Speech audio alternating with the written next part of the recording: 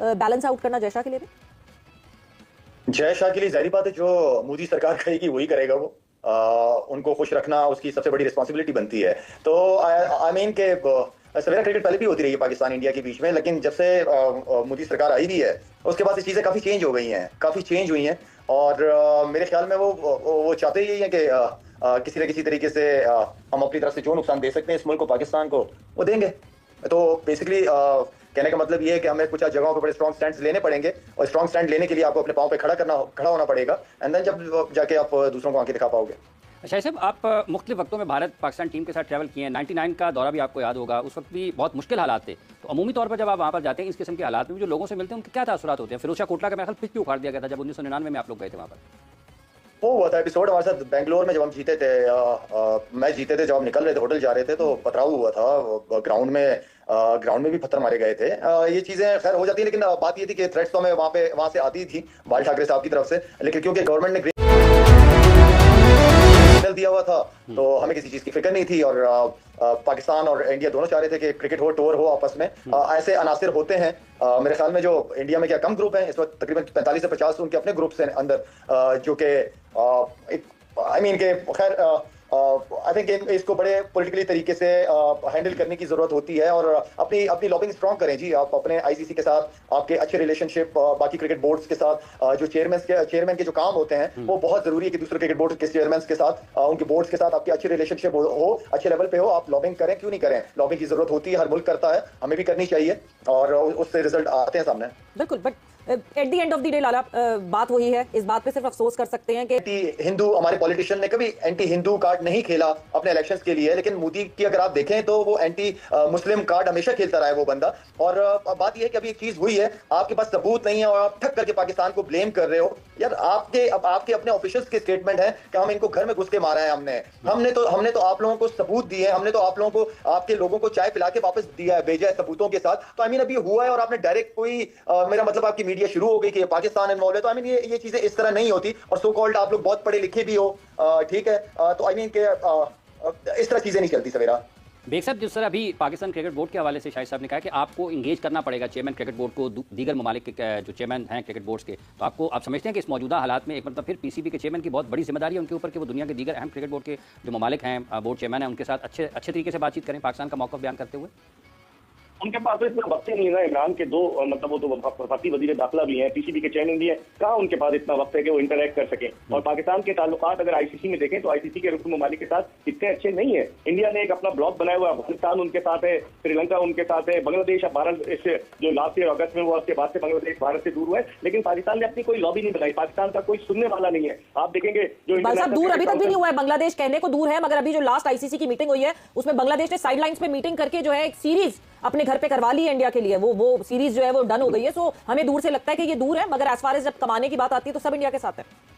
लेकिन सवेरा फारूक अहमद साहब जो नए प्रेसिडेंट बने, जब वो लाहौर आते हैं चैंपियंस ट्रॉफी में, तो हम उन्हें बड़ा प्रोटोकॉल देते हैं, उन्हें चाय पिलाते हैं और उनके साथ बातचीत करते हैं कि बायलैटरल। तो इसका मतलब तो यही हुआ कि वो यहाँ आए और आकर चले गए, और जहाँ उन्होंने अपने मुल्क का मफाद देखा वो उसी तरफ चले गए। तो पाकिस्तान क्रिकेट बोर्ड को अपनी लॉबी बनानी होगी। जब तक आप लॉबी नहीं बनाएंगे, आप इजलास में शिरकत करने के अलावा ये नहीं कि आप सिर्फ गद्दाफी स्टेडियम में लोगों को बिठाकर चाय पिलाकर उनको एंटरटेन करके वापस भेजते हैं। राजीव शुक्ला के साथ क्या हुआ? राजीव शुक्ला आए, चले गए, फिर उसके बाद वही जहर उगलने लगे। इससे पहले ज़का अशरफ के दौर में रॉजर बिनी और राजीव शुक्ला आए, उनको हमने शॉल और पता नहीं क्या क्या तोहफे तोहफे दिए चले, वो तो अच्छी बात थी, लेकिन फिर उसके बाद क्या हुआ? तो मैं समझता हूँ कि इसके लिए प्रॉपर तरीके से पाकिस्तान क्रिकेट बोर्ड को जो है लॉबी बनाना पड़ेगी, दीगर ममालिक को साथ मिलाना पड़ेगा, वरना पाकिस्तान के लिए मुश्किल हो जाएगी। और जो आप थोड़ी देर पहले बात कर रहे थे जय शाह की, तो जो आईसीसी का चेयरमैन अपनी टीम के जीतने पर, भारत के जीतने पर जिस खुशी का वो इजहार कर रहे थे दुबई क्रिकेट स्टेडियम में अगेंस्ट पाकिस्तान, उन्हें तो न्यूट्रल होना चाहिए। तो इससे तो साफ जाहिर हो रहा था कि वो पाकिस्तान, वो अभी भी भारतीय क्रिकेट बोर्ड को ही रिप्रेजेंट कर रहे हैं, हालांकि अब तो वो बीसीसीआई के सेक्रेटरी नहीं रहे। तो इन तमाम चीजों को मद्देनजर रखना होगा, पाकिस्तान को एक फॉर्म स्टैंड लेना होगा। हम सिर्फ बातें ना करें, अमली तौर पर कुछ ना कुछ करें, जभी कामयाबी होगी। राजा साहब,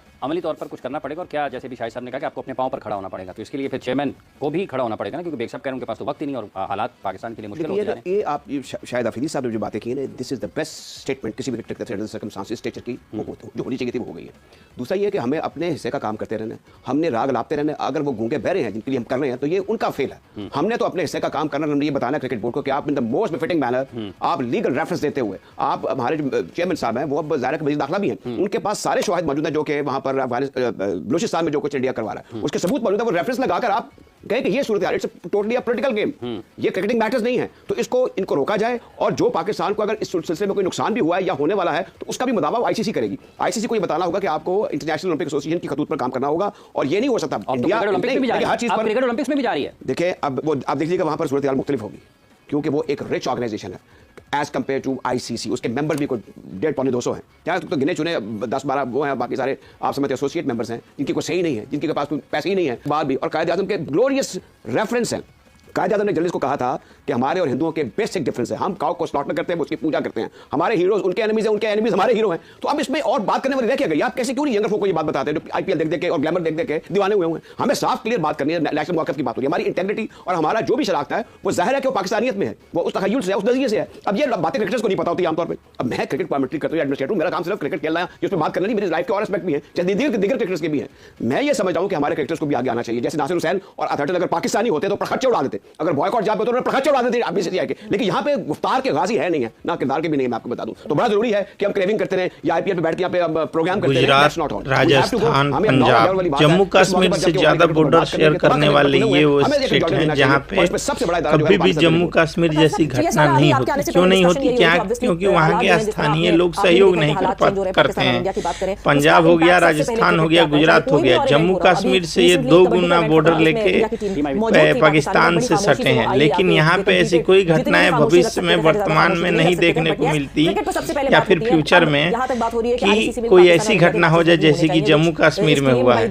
लेकिन इसका सबसे बड़ा दोहरा चरित्र आता है ये वीडियो जो आपने देखा, इसमें ये कश्मीरी लोगों का ओरिजिनल चरित्र है। ये देख के आपको पता लगता है कि वहाँ के स्थानीय लोग वहाँ के आतंकवादियों का कितना सहयोग करते हैं। वो सहयोग का फायदा ये होता है कि आए दिन ऐसी घटनाएं आपको देखने को मिलती हैं। अच्छा, ये घटनाएं आपको देखने को तो मिलती ही हैं, लेकिन आप वहाँ पे जाके कोई आप सत्य बता दे, सच बता दे, तो वो कश्मीरियों को बुरा लगता है क्योंकि उनका ओरिजिनल चरित्र वही है कि वो लोग इंडिया के खिलाफ काम करते हैं, पाकिस्तान के सपोर्ट में काम करते हैं, जिसका रिजल्ट हमारे सामने मिलता है। आए दिन जम्मू कश्मीर में कभी सेना पे हमला होता है, कभी वहाँ के लोकल लोगों पे होता है, कभी वर्कर पे होता है, और कभी ऐसा लगता है कि मतलब जैसे कि वो लोग इंडिया के साथ कम और पाकिस्तान के साथ ज्यादा हैं। आप देखिए कि ऐसा कोई घटना आपको नहीं मिलेगा पंजाब में, गुजरात में या फिर राजस्थान में, लेकिन यहाँ पे आए दिन हर हफ्ते में 1-2 बार ऐसी घटनाएं मिलेंगी। स्थानीय लोग इतना सहयोग करते हैं वहाँ के आतंकवाद में सम्मिलित। अब बताइए, यहाँ पे 4 आतंकी हैं, चारों आतंकी में कम से कम 2 से 3 आतंकी तो स्थानीय हैं। पाकिस्तान ऐसा इंडियन गवर्नमेंट का जो आपने फोटो देखा, आदिल नाम का और एक और है, वो 2 आतंकवादी हैं। तो यहाँ पे स्थानीय लोगों का भरपूर सहयोग मिलता है, जिसके बाद ऐसी घटनाएं आम हो जाती हैं। अब सोचिए जरा कि आप अपने घर में लड़ गए और फिर आप बोल रहे हैं सरकार हमें सिक्योरिटी नहीं दे रही है। आपके आसपास 10 लोग हैं, आपने उनको पीट दिया, मार दिया, और फिर वहाँ के कुछ लोग कहें कि हमारे सिक्योरिटी नहीं दी रही है। भाई साहब, ये लड़ाई तुम्हारी मानसिकता की है। गवर्नमेंट घर घर में सिक्योरिटी नहीं दे सकती। अच्छा, इसके बाद टूरिज्म पे तो असर पड़ेगा ही। आने वाले टाइम में बहुत सालों तक आपको ये भी देखने को मिलेगा कि ये लोग पाई को मोहताज हो जाएंगे, कोई घूमने नहीं जाएगा, टूरिस्ट एक भी नहीं जाएंगे। तो इसका रिजल्ट लॉन्ग टाइम तक बहुत इफेक्टिव होने वाला है। आपको देखने को मिलेगा कि इनका जो ओरिजिनल चरित्र है ये तो ओरिजिनल है ही, ये लोग नहीं सुधरेंगे। ये सब सुप्रीम कोर्ट की वजह से हुआ है। सुप्रीम कोर्ट ना आदेश देता, ना इतना जल्दी इलेक्शन होता, और ना ही ऐसा रिजल्ट देखने को मिलता। सुप्रीम कोर्ट ने बोला कि जल्दी वहाँ इलेक्शन कराइए, जिसका रिजल्ट ये हुआ। तो कहीं ना कहीं ये सब मामलों में सुप्रीम कोर्ट का भी हाथ है। सुप्रीम कोर्ट का हाथ इसीलिए है क्योंकि उन्होंने ही बोला कि जल्दी इलेक्शन करवाइए। कम से कम एक जनरेशन यहाँ पे इलेक्शन नहीं होना चाहिए। जो आने वाली नस्लें पैदा होंगी वो एक अलग सोच की पैदा होंगी। तो ऐसा होना चाहिए था, लेकिन सुप्रीम कोर्ट जो है ये सब सुप्रीम कोर्ट की वजह से हुआ है। दोस्तों, कमेंट सेक्शन में आप बताइए इस पे क्या सोचते हैं। चैनल पे नए तो चैनल को सब्सक्राइब करिए। जय हिंद, जय भारत। क्या होता है क्या नहीं होता है ये तो फ्यूचर या भविष्य में पता चलेगा। और जो भी शाहिद अफरीदी ने कहा है उसमें इतनी तो दिख रही है कि इनकी बेचैनी और बौखलाहट में कुछ भी प्रत्यारोप आरोप लगा रहे हैं, जिसको आदमी सुन के हंसी तो आएगी ही। सुन के आदमी ऐसा बोल नहीं सकता कि यह सीरियस मामला है जैसा शाहिद अफरीदी ने कहा है। कि मोदी गवर्नमेंट के बारे में जो शाहिद अफरीदी बोल रहे थे, उनको देख के क्या लगता है कि ये आदमी मतलब वही बोल रहा है कि ये हवाई बातें हैं, कोई उसका तथ्य नहीं है, सबूत नहीं है। लेकिन जो पहलगाम में हुआ है वो पूरी दुनिया देख रही है इस समय। 120 देशों के राजनायकों ने ट्वीट किया है, ट्वीट करके बोला भी है कि ये गलत हुआ है, जो भी हुआ है गलत हुआ है। लेकिन अभी तक पाकिस्तान ने एक्सेप्ट नहीं किया है कि ये क्यों। लेकिन वो इंटरनेशनल स्काई न्यूज चैनल है शायद यूके का, वहाँ पे पाकिस्तान के रक्षा मंत्री ने ऐसा बोला है कि हाँ भाई साहब, हमने टेररिज्म को सपोर्ट किया है यूके और अमेरिका के कहने पे। तो आने वाले फ्यूचर में क्या होता है ये तो समय बताएगा, लेकिन अभी हालात बहुत ही बद से बदतर हैं इंडिया पाकिस्तान के। आने वाले टाइम में क्रिकेट के अलावा भी और भी बहुत जगह आपको दिखेंगी जहाँ पे कोई भी रिश्ता नहीं रखा जाएगा, जैसी माहौल बन रहा है, जैसे माहौल तैयार हो रहा है। दोस्तों कमेंट सेक्शन में जरूर बताइए वीडियो कैसा लगा। चैनल पर नए तो चैनल को सब्सक्राइब करिए। जय हिंद जय भारत।